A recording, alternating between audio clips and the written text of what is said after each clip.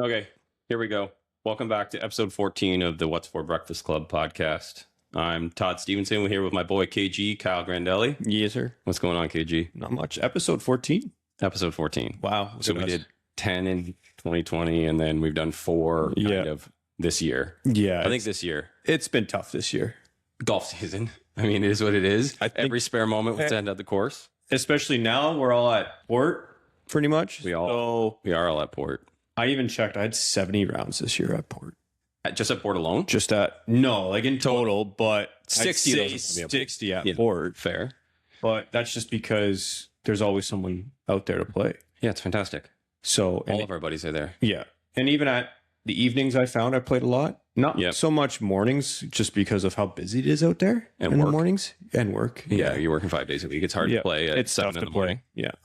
So, but I'll be playing plenty of morning rounds, being on shift work, but I'm there this year full. I wasn't last year, so I probably pushed the rounds up to 30 or 40 this year. So you're going to be full? I'm full. Now? Yep. Perfect. They took my money on November 30th. I'm full. Awesome. Love it. Did you see all the work that's still happening out there? The last time I saw it was when we played on November 1st. And the Super has been posting on his Instagram and his Instagram story of, Jim. Oh. So they're continuing to work out there. I haven't seen anything. Yeah. So even in cold weather, wintertime, snow on ground, they're still pushing dirt out there. So for those of the 14 people that will listen to this, if anybody's not local, this is our home track, Port Colborne Country Club, of which they are completely and utterly renovating that golf course. Finally putting money into it. Yep. Going from, call it semi-private to fully private. And of the renovation includes 8 new greens? Yeah, pretty much. I think they're doing all new greens out there. I'm sure they're going to resurface some. Yeah. But genuinely new greens is 8. Yeah, from the plans that were sent out to all the members, it seemed like all the greens were kind of going to get touched just because they are pretty flat. It was a pretty flat golf course out there, short as well. They're adding length to it. So it's going to be 6950 or something like that. Yeah, 7,000 yards. So completely deleting a hole. Yes. In place of it, adding another one. Yep. So it's still going to be a par 72. Yeah, and I've heard, the owners kind of want it to be a premier private golf club in Niagara. So yeah, we were playing around with a guy that's, I don't know, in with the owners. Yep. And that's the idea. Make it a premier golf destination in Niagara. Yeah, and there's whispers of rerouting some of the holes or the whole golf course. Yeah, that I can't keep track of. Talk of making, I think number 3, number 18. And I don't know. That I can't keep track of. Yeah, it's going to be, I heard some rough ideas of what it could be, but that could change. Yeah. It could change next season. It could change. They can keep it the same as, but yeah, I heard there could be some rerouting, but I heard number 3 is going to be playing come next season, like a 600-yard par 5. Yeah, I saw in the irrigation drawings they sent, they're supposed to take the green on 3, which is currently it's a dead street, maybe slight dog leg, right? Yeah. They're supposed to take that green, according to the drawings, and push it back and over by the pond in front of what is currently 11 tee box. So what I saw is where number 10 green was, that's going to be the new number 3 green. Oh, yeah, that makes sense. So, but they're not using that green. They basically destroyed it. But that location. That location is going to be where 3 green's going to be. And then eventually that might be 18. Because the clubhouse is going to be right there. So it's exciting times. And then if you push that tee box back, you probably only get another 20 yards off the tee box. Yeah, I don't think they're going to push 50 yards on the other end. Yeah, I don't think they're going to push that tee box back. I think they're going to keep it. But that makes that whole 550. Yeah. Which is 550 to 600, which is needed. All the par 5s out there are reachable in 2, so they need to change current it up. 13. They're doing the same kind of idea. That tee box, if it goes back behind the current 12, under that tree, and then they push the green because there's tons of room back towards 4. That makes that hole 600. And the greens that they've redone and resurfaced for the fall, they look gnarly. They're all elevated, every single one. They all have 2 to 3 tiers. Yep. Or sections of the Runoff greens. areas. Yep. So multiple pin locations, this and that. So, man, I'm excited. I think it's going to be really good. Yeah. I mean, Port already does a great job in terms of conditions. Yeah. The greens we all bitch about that they increase the speed, but they give up on approachability. So if they can sort that out, there's no concerns about the condition of the golf course.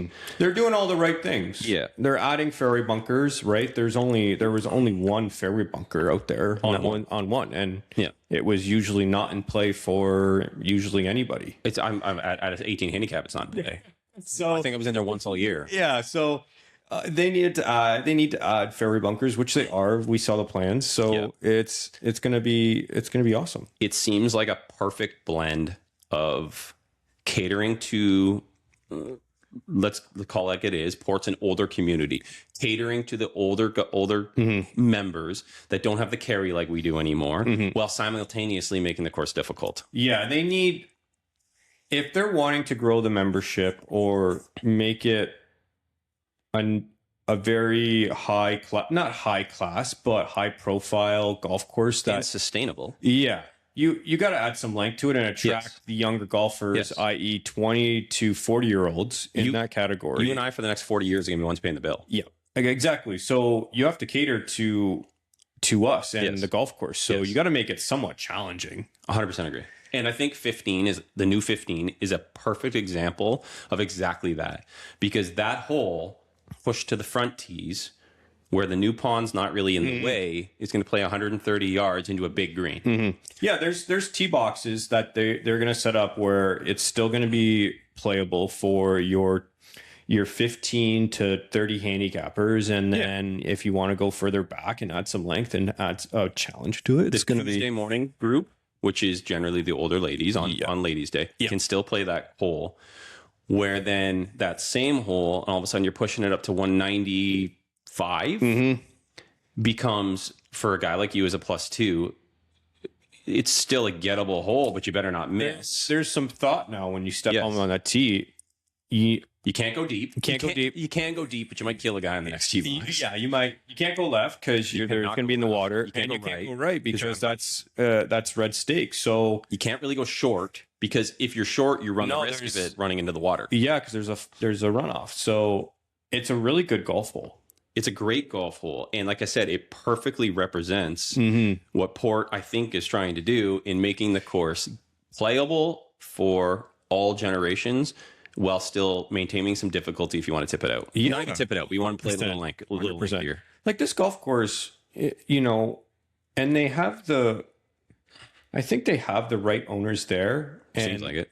They want to make the golf course, very, I don't know, like playable, but also challenging. And I don't know, maybe they see it as like, they see Cherry Hill and see how perfect that place is. Yeah, I'd love to see what, is that what the members are trying to, is that what they're kind of holding the bar to? Because I think I would, if from a landscape perspective, you can't, Cherry Hill's got some elevation gain. They're on that, there's not a lot of elevation gain in this entire region, but they are on a bit of that gradual slope. Yeah, there's gentle up and down at Cherry Hill, not too much. Up 9, down 10 being the most extreme. Pretty much, yeah. Port's never going to have that. Port's never going to have that, but you can have it close to Cherry Hill where you have the bunkers in perfect spots off every tee. Yeah. Being a difficult greens. Like being a member when I was a member at Cherry Hill, those bunkers, the fairway bunkers, were in perfect place off if you're playing the back tees, if you're playing the middle tees or the front tees. They were perfectly placed. So if I was an owner and I owned Port Colborne and I went to go play Cherry Hill, I'd be like, I want to make this golf course like mine. So I hope it does end up in the end kind of similar to Cherry Hill, but Cherry Hill is one of a kind. Yeah, it's top 50 in the country. So nobody's asking Port to be top 50 in the country. No. But if you can be Cherry Hill's baby brother, there's a potential. That would be nice. There's a potential. And from what they've done and, are pushing it, it seems like they're going in that direction. They're definitely not sparing any expense. We were playing out there on Sundays in the fall, and the construction crew is still working. Oh, they're working overtime. That's not cheap. No.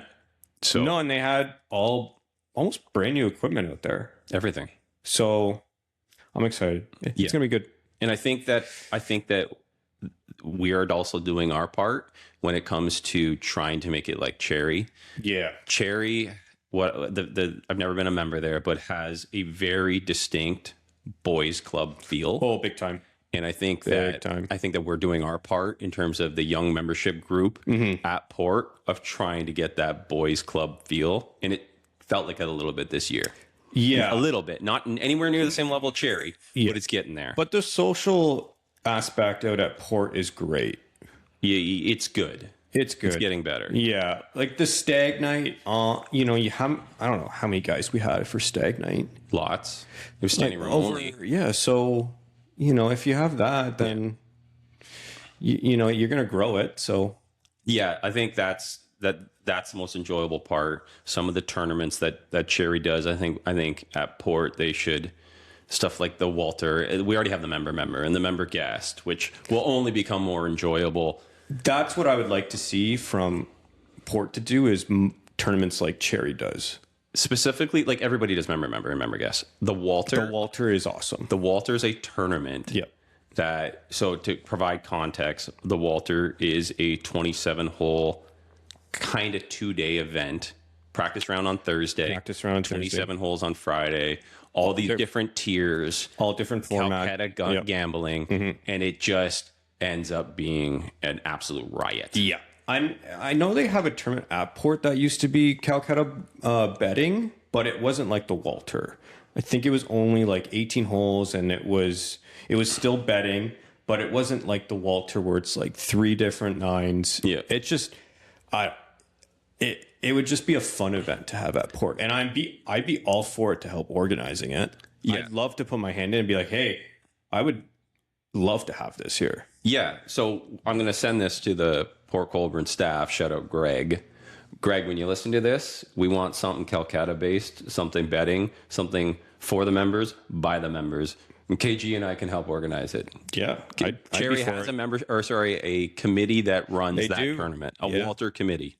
They have a committee for every tournament that they run. Yes. So why not bring that to Port? Yeah, and it would only drive interest in the golf course, camaraderie amongst the members. It sounds like a win-win. I think so. And Boys Club is a great segue into what I said I think we want to talk about for this club or this podcast, and is because we just got off of one. Yeah. And it's cold outside, at least in the northern part of this continent. Yep. How to plan a boys trip. Yeah. How to plan a 4 or even 3 to 5 day golf trip. Yeah, it could look like anything. And I think after 7 years, scratch COVID. Yeah. I think we're in a position where we can talk about how to plan a golf course, a golf trip, pros and cons, and what a successful golf trip looks like. Yeah, there's a couple ways to do it, right? You can either go and book a golf resort and stay on a golf resort, and I think that's like step 3. Yeah. What's step 1? Because I already know in my head what step 1 is, and it's something that we don't even think about. Yeah, but we've done it where I've done it where there's kind of different ways. Is like you plan everything separately, or you could just plan it all going to, i.e. like Pinehurst. Like it's a one-stop shop. It's you pay for the play and the stay, and all you have to do is get your food. But even sometimes there's food included into those resort. Before you even get to that point, and I was leading you somewhere when I said that, figuring out if you want to do resort or hotel or whatever is step 3. Step 1, I think, is who you going with. And it's something that we don't even have to think about. No. And if you're like a guy that's casually getting into golf, maybe only play a couple times a year, but if interested in golf, who you going with? And it's something we take for granted because we have such a fantastic core group of buddies that we're closer to a waiting list than we are trying to find guys to go with. Pretty much. But if you're who do you go with if you're a guy that's just getting into golf and you only know 1 or 2 guys that golf? Oh man, I think you got to start your home golf course if you're part of home golf course. Home golf course. Yeah. Home golf course, and buddies then at work that you haven't made it out of the office yet. Yeah. Fantasy football, something that we play as well. Yeah. Like to go on a golf trip, to make a golf trip successful, I don't think you need to go with your best friends. No. Like, it'd be great. Don't be wrong. It would be good. If you're lucky like we are and you have a core group of 8 to 12 guys that you can call. Man, we got 8 to 15 guys if you really think about it. Not everybody's that lucky. So if you're trying to plan a golf trip, it doesn't need to be 8 guys. It can be 2. 2 guys or 4 guys? Yeah. 2 guys. Yeah, exactly. A denomination of 2. I would say 2 or 4, 6, 8, kind of keep it around that so you don't single guy out. And Yeah. because you'll get, if you start with 3 guys, you'll get stuck with a single, most likely. But yeah, 2 or 4. Yeah. And don't be afraid to reach outside of your comfort zone and ask that guy at work that, again, you haven't brought that friendship out of the office yet. We can all think of somebody. Guys at the course is the perfect place to start. Yeah, absolutely. So Step one. find 2 to 4 and ideally more. Yeah. Good dudes that you want to go on vacation with. Absolutely. And it doesn't mean they need to be good golfers. I said they just need to be good dudes. Yes. Okay, so step 1, figure out who you're going with. Step 2. I think it's where do you want to go? Yeah. And I think that's dependent on time of year. So this time of year. Time of year, expenses. Yes, budget. So maybe step 2 is budget. What do you want to spend? Yeah. Because you're going to have a bunch of characters in your group that, can afford it, can't afford it. So you kind of have to. Because you want to keep the course. If you want to keep the trip cheap, you could do it last week of October, last week of April locally and keep it under $1,000. Yeah, you can do it like that where you stay locally. For example, we're in, close to, St. Catharines, Ontario. Niagara's a golf destination. Niagara, Prince Michigan. Edward County, Michigan. You You go to Michigan. upstate New York. Upstate New York, Ohio. You can keep it in that area in September, October, and it will be cheap just because they're getting into their off season. So anyway, figure out who you're going with. Budget. Figure out what you want to spend. Yeah, budget, destination. A golf trip is something that every person that enjoys golf, male or female, should do. I think the budget will make the destination. So the idea of a golf trip doesn't need to be financially intimidating. No. You can keep it well under 1,000. You can be middle of the pack like we do. Like we're in the 2 to 3 range. Yeah, and you can drive instead of fly. 100%. So I think $1,000 within a 4-hour drive of your home means 2 nights and 3 rounds and a great time. Yeah, I would say And $1,000 $1,000 to $1,500, you're gonna get 2 nights, 3 rounds. Yeah, most likely. If you do a golf trip once a year, you can spend the whole month saving $1,000, $100 a month, put it away, knowing you're going to do it. I think everybody that enjoys golf should 100% attempt to do a golf trip. Oh yeah. So budget, set out what your budget is, and I think budget will then determine where you want to go. Yeah. So we talked about locally. I mean, obviously some of the fly destinations on the Northeastern, states too as well in that area, right? So you could go. There's the obvious ones, Florida and Arizona. I think for the middle of the pack budget, Florida and Arizona kind of check those boxes. Yeah, if you're wanting to be that, and even North Carolina, South Carolina, you can. Just because you're going to North Carolina doesn't mean you go to Pinehurst. There's lots there. There's tons of golf courses there that you can go and not spend $3,000, $3,500. You can go there and play all the other golf courses around Pinehurst that are relatively good price. So and then we figured out where we're going, who we're going with, how much we're spending, and where we're going. And now I think you get into the details, which is where our experiences kind of we might be in a place where we can talk about this from an experience standpoint. Yeah, you got to have one is you got to have a guy to book it all, right? Yeah. You got to have someone. Shout out KG. Yeah. Which I'm okay with. I don't mind booking this stuff. Past year was a little more collaborative than it's been in years past. Yeah. Yeah. And that's because I myself said, I'm like, okay, I need some help here. Yes. I need someone to book something so it's not all on my credit card and I'm chasing down guys for money. You definitely need a lead guy, though. Yeah. You need someone to take. And generally, if you're the guy that's listening to this and saying, I want to go on a golf trip, you might be the lead guy. You might be the lead guy. Which is fine. Yeah. You need somebody to take the lead. I think it's the guy who brings the idea to the group. Sure. It's probably most likely is going to be the guy who's going to be in charge of it. Yeah. So, yeah. But yeah, you got to be ready to go and book it, put your credit card down, chase the boys for the cash. Yeah. And yeah, that's, when it comes to if you're flying, rental car, if you're booking a house, I've used Airbnb a lot. So yeah, so we figured out who we're going with, how much we're spending, where we're going, where we stay in. And I think there's two major buckets. There's Airbnb, you can call hotel in that same bucket. Yeah. And then there's resort. And we've now done both. Yes. And I know I lean a certain way. I think you and I lean the same way. Yeah, I do like the golf resort style. Just everything is there. Yes. Like, I'm going to take my example from Pinehurst, of going to Pinehurst, and everything was there. Now, obviously, other resorts across the States and Canada are probably the exact same, where it's you have a hotel or you have villas or whatever on that golf resort with 2-3 golf courses. Well, Pinehurst has 10 11 golf if you, courses. or is it 11 with the cradle? Doesn't matter. Yeah. A lot. Bandon's got what? 6? 5 or 6, I Yeah, think. something like that. So, Big Cedar, same deal. Yeah, Big Cedar, same deal. So I do like that aspect when it's just resort. Now it's going to be a little bit more because it's going to be the price off the hotel and this and that. Where if you go book everything separately, you can find a cheap Airbnb. You can find cheap golf courses. Last minute deals. So you can do it that way. So it's just whether the group's decision of what they want to do. Yeah, like I think when you decide your budget, and if you have a higher budget, then you can consider doing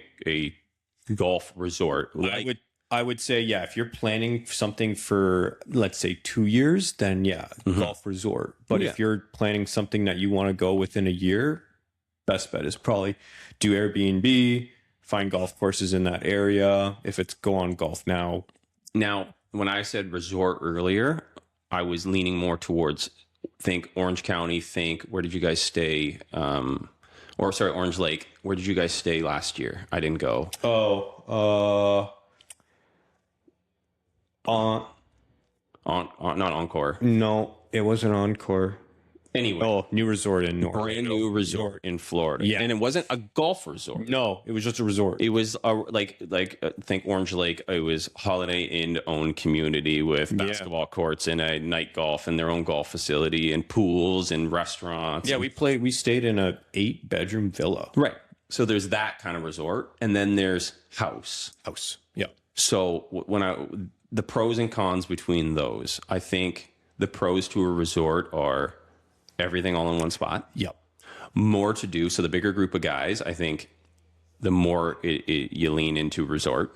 Yeah, because you can kind of filter off and to do whatever you want. You know, if they have a pool, some guys can go to the pool, or if they're play basketball, pickleball, you want to guys can filter there, right? So it's got more for everybody. Yeah.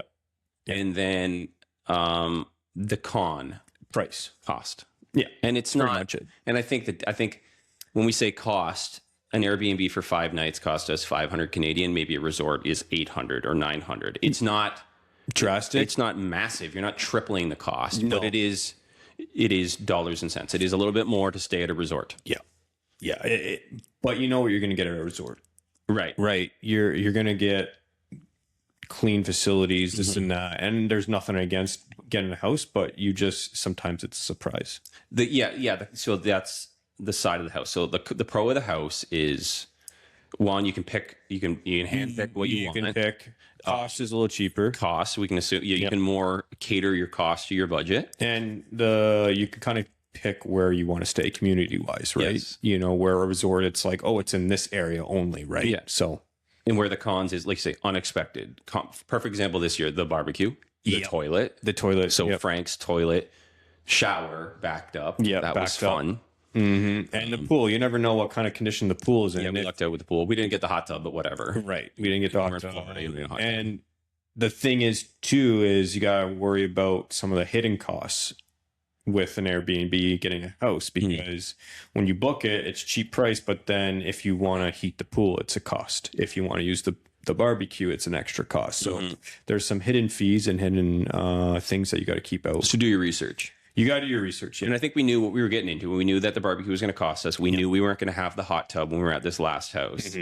And I think post our last trip, why we talked about more, maybe we prefer a resort more, is because, don't get me wrong, the trip was awesome. Yeah. But not sitting around the house, playing golf in the morning, coming back to the house, you're hanging out around the pool. You're confined to the house. It became a little mundane. It did, yeah, because there was only so much you can do is sit by the pool and drink, right? Yeah, which is awesome, hanging out with your buddies. Like, yes, not taking that for granted. No, it was chill, but at a certain point, it was just like, okay, what are we gonna do? Same routine. Wake up at 6 a.m, crush some breakfast, go play golf, come back. Half the dudes would nap, half of them would sit around the pool, and then we'd probably swap. Yeah, 100%. And then we'd figure out what we want to do dinner, and then watch some TV. But that's a guy's trip, though. That's Yeah. a golf trip. A golf trip is meant you're basically golfing, and you're going to come back and chill or whatever. So Yeah, so we know what we're spending, where we're going, where we're staying. The biggest one is the whole point of the trip, golf. Yeah. And now especially in Florida, we've done enough trips where I think we can definitely talk from an educated standpoint about what golf courses to play. not just golf courses to play, but tier of golf courses, because we followed the same playbook now. Yeah, for the most part. We get to our destination early day one, whether you're driving or flying, doesn't matter.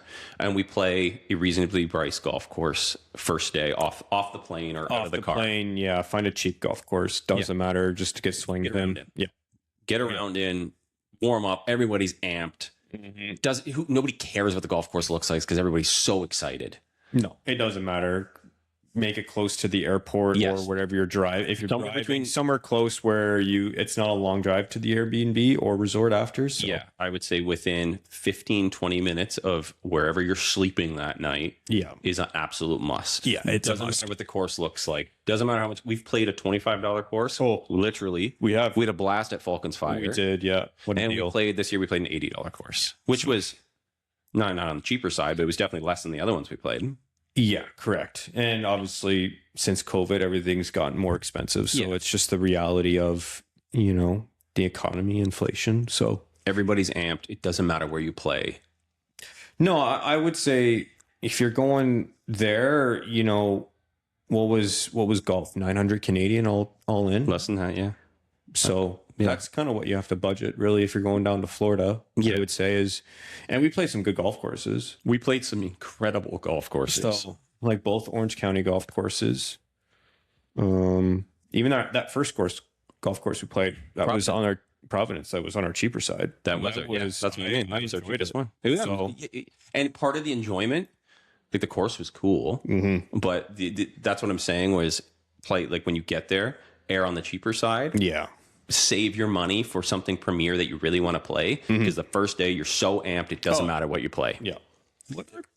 What other course we play? We played Providence day one. Yeah. We played the one with 192 bunkers. What was that called? Oh, Southern Dunes. That's it. Was incredible. That's the one we haven't played and that we've always wanted to try and get on. I would want to play that course every single day we're in Florida for the rest of my life. Yeah, it was good. It was awesome. My favorite course. Yeah, I think they have a Q school event there too. So I think so. Yeah, it's pretty high up there.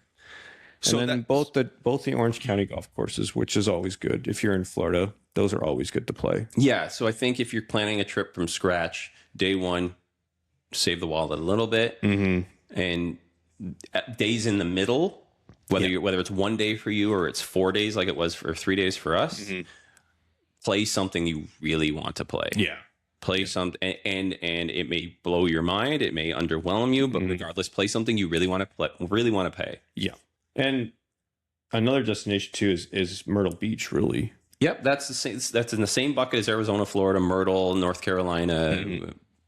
Heck, I don't know what else. Just the only thing with Arizona is just getting out there. Yeah, for us on the east coast, yeah, it would be tough to get out there, and that's where the expense would come. Is your higher dollar value is just getting out to Arizona, but it's still in that middle tier. It's still if you're if you're East Coast guy or East Coast person, then stay on the East Coast, because then you can drive down, no problem. Don't have to worry about flying anywhere. Yeah. So. And then I would apply the same logic to the day you're leaving that you apply to the day you're getting there. Yeah, I would. If you're flying, fly out late, or say, evening, 5, 6 o'clock, so you can then go play. Yeah, and find a golf course that has cheaper side. Find a golf course that has showers. Yes, that's a huge tip. You're gonna want a shower. Yeah. So context to that, we left our Airbnb at 7 o'clock in the morning. Yeah. Played golf.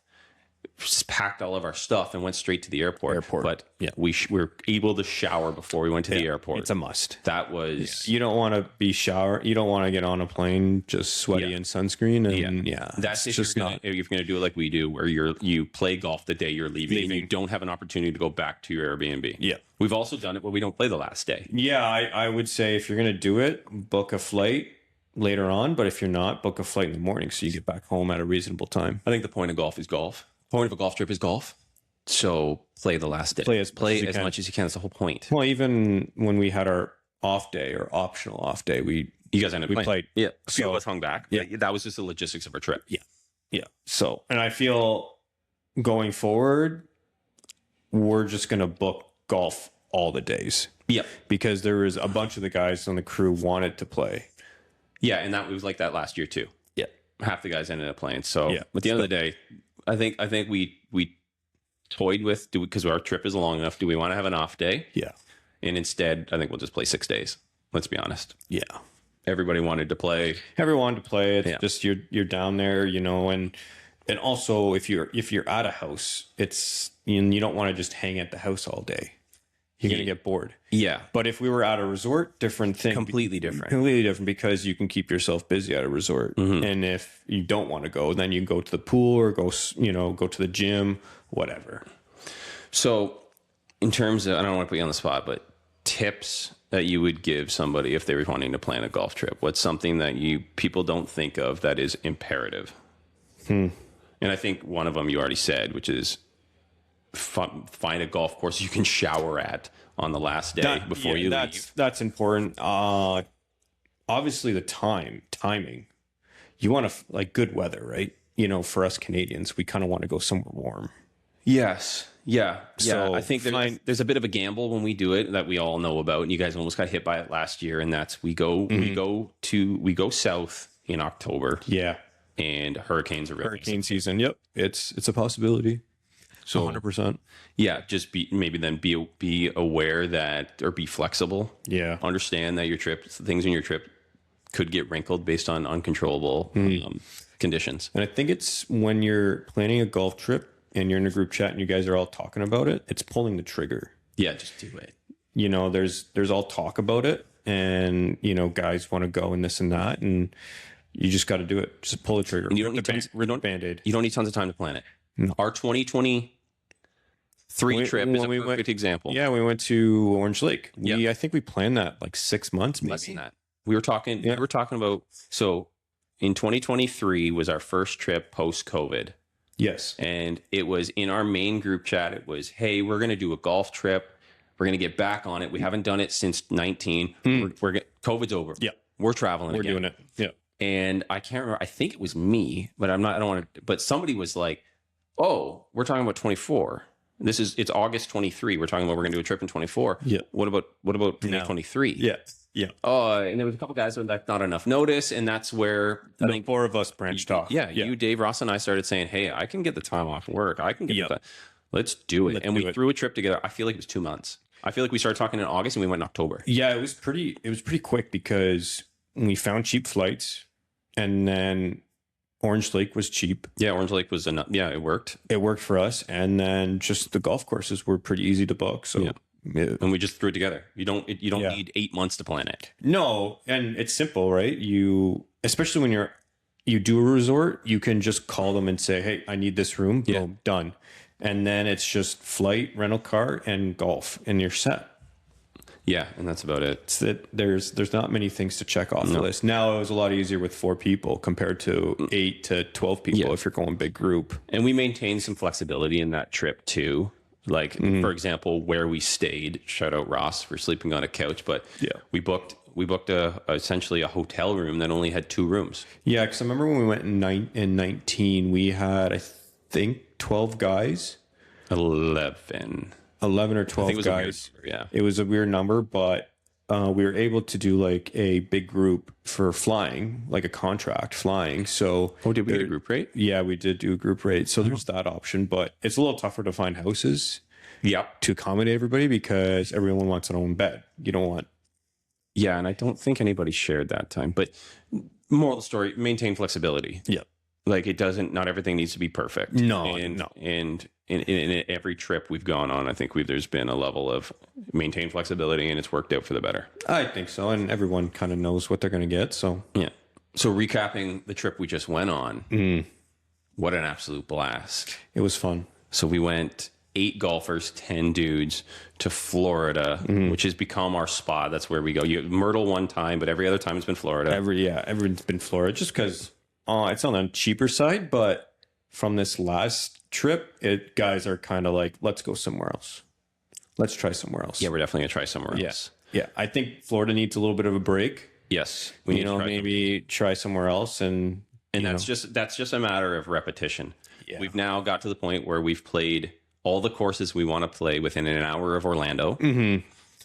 yeah. And it's not, you can't go more south in Florida because they're all private down there. Yeah, and then Like the further south you go, West Palm Beach, Fort Lauderdale, Jupiter, like those are all private. There's hardly any semi-private public golf courses. They're all private. So all the resort style golf courses and, public golf courses are in Orlando area to me. So you have to kind of go that direction. So now it's time to try something else.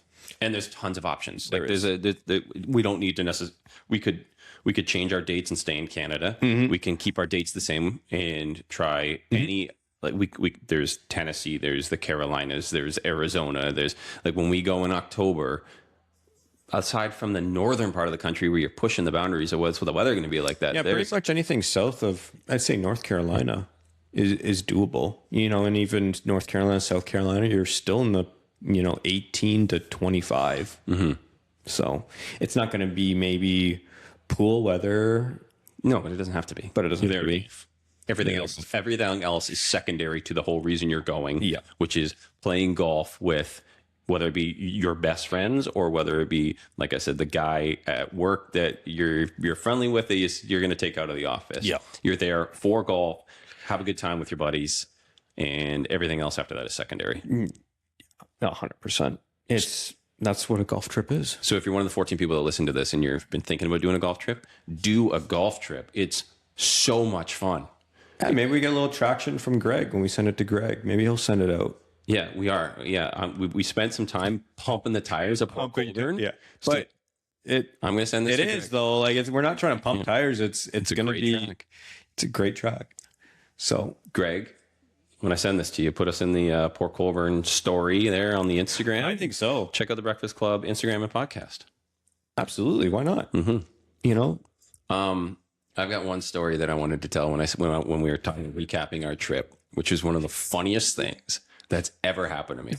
And every time we've gone on a golf trip, there's been some sort of story that becomes an inside joke that's hilarious. And this year didn't live up. Were you sitting around the pool when we were talking about, as an adult, applies to females too, but as an adult male, how to best clean up after yourself between showers? Was I there? So the topic of baby wipes. Oh, The topic of baby wipes came up. Oh, was this when Ross said something about? Yeah. I don't know how we got on the topic, but we talked about how It was due to the toilet being backed up. yes. Right. And I think Frank was saying how he flushes the baby wipes down That's how it's the toilet. And all of us were like, yeah, even though it says it's flushable, it's horrible. Not. But regardless, That's how it came up. and we started talking about how useful baby wipes are for cleaning Or dude wipes. or dude wipes. Any sort of moist towelette that's disposable, flushable, whatever, for cleaning yourself up between showers, we'll say. Yeah. And Ross, I love you. This is one of the funniest things that's ever happened. Ross I think it was the primary conversation was like Frank, you, myself, Ross. Those are the four of us sitting around the pool, and there was a bunch of other dudes there. I'm sure but those are the four I remember. I think it was a scenario if you didn't have. No. Or No, was that it wasn't just, it at all. No. Ross was like, I forget. Ross looked at Frank and I like we had two heads. He's like, Ross never knew. he's like, what do you use baby wipes for? I'm like, what do you mean? What do you use baby wipes for? I'm like, they're fantastic for cleaning yourself up. Yeah. After using the washroom. Yeah. They're perfect. They're flushable. flushable. Flushable. For anybody listening on quotations, flushable. Yeah. And he's like, "What are you talking about?" And Frank and I are like, "What are you missing, us?" And he's like, "What do you need a baby wipe for?" Yeah. And they're like, "Well, like, I'm not going to say it again." And he's like, "Just take the toilet paper and spit on it." Frank's reaction was the best. I don't remember anything else that happened after that. Frank's reaction was the best because it was the look on his face, like, is this he we're in prison right now? Yeah. You have to spit on the toilet paper, And then Ross proceeded to look at Frank, you and I, like we were the ones that were crazy. Yeah. Well, he proceeded to tell us about spitting on toilet paper. He's like, "You guys never done that before?" No. Never in my lifetime would I ever think about spitting on a toilet paper. So I text Frank the other day, and I'm like, "You remember when Ross looked at us like we were fucking crazy because we don't spit on toilet paper?" So funny. Oh God, incredible. Some of the stories that come out of our trips are just one of a kind. Yeah. And there's so many that like don't make sense to anybody else that wasn't there, which is the best part of it. Like you guys talk about Christian, I think is his name. I don't know what the hell you're talking about. Oh yeah. Which is the funniest thing in the world to you guys. It was hilarious. Frank probably hears Dave and I talk about Warren Sapp and like chuckles. Yeah. But it's one of the funniest things that ever happened in my life. Funniest things. Yeah. Which is all the more reason. Book a golf trip. Do it. It's incredible. Doesn't matter what the budget is. No. Keep it cheap. Spend outrageously. Doesn't matter. You got to do Book a golf trip. You got to do it. And if anybody watching on the video, have something to play for. That was a new wrinkle or a new aspect that we added to this year's trip, which was so fun. I think it was instead of just to go play golf because you just do that at home already. Yeah. So we did a team 4v4 Ryder Cup, and it was incredible. Yeah. There's got to be some side games or whatever team aspect and draft or whatever. Make it a little fun. Anything. It could be anything. We did Stableford a couple years ago, which was just literally a whiteboard and marker keeping track of it. Yep, skins. We did skins as well. So or pay your favorite influencer, Bob Does Sports, to do draft. To do it. That was pretty sweet. It was and make teams. It was sick. Shout out. It was Bob Does Sports. Yeah. So that's another that makes the golf trip that much more fun. Yeah, having something to play for. Yeah. So it was a good time. Speaking of golf, we're headed to play golf right now. We are. So I think it's perfect time to end the podcast. So thanks, KG, for joining. Anytime. And I have no idea when we're going to do episode 15. It'll probably be either a week or a year. But a week or a month, 2 months. Before we go, new social media venture. You want to talk about that at all? Sure. Just like real quick. Sunday Stroll. Sunday Stroll. Yeah. DT, Spaz, and myself create a little Sunday Stroll YouTube page, Instagram page. Is there YouTube? I went looking for it. I didn't look for it. I told Spaz to send it to me. Yeah, I think it's in the making right now of a YouTube page. So I'm going to do a little bit of content, maybe on the golf course and videos and such like that. So, something, little side project. Golf's social media is so massive that why not try and grab a piece? Why not? And who knows what it could lead to. And if it doesn't lead to anything, at least it's going to be fun. It could lead to something or it could lead to nothing.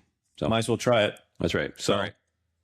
We'll probably get the Breakfast Club Instagram going again. Yeah. Follow Sunday Stroll Golf on Instagram. Mm-hmm. And we'll see you on episode 15. Yeah. Thanks, dude.